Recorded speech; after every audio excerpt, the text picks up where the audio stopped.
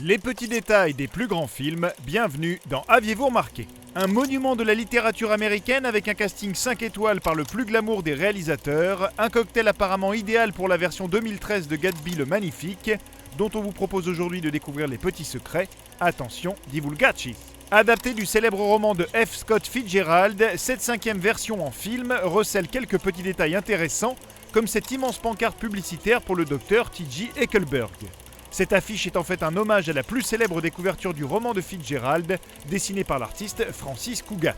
Les mêmes yeux, le même bleu, les plus attentifs auront d'ailleurs pu voir que sur la couverture du roman original se trouvent au fond de ses yeux envoûtants les corps de deux jeunes femmes, hypnotisants.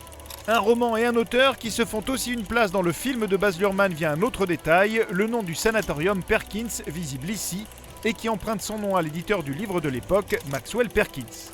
Dans le même genre, lors de la scène de l'appartement de Tom dans le film, un portrait de la femme de l'auteur F. Scott Fitzgerald peut être également visible au fond ici à gauche.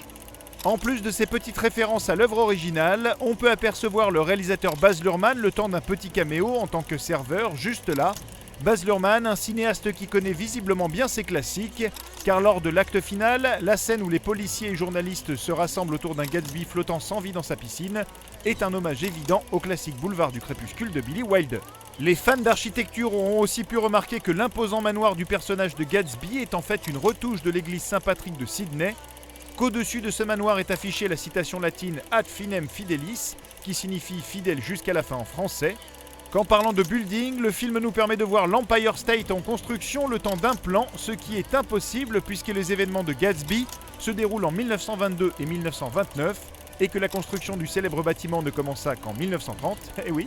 Enfin, il est amusant de remarquer que Tobey Maguire et Leonardo DiCaprio, deux amis de longue date, n'en sont avec ce film qu'à leur deuxième collaboration. La première, c'était dans le film Don's Plum en 2001, mais ça bien sûr, vous l'avez bien remarqué. Non ?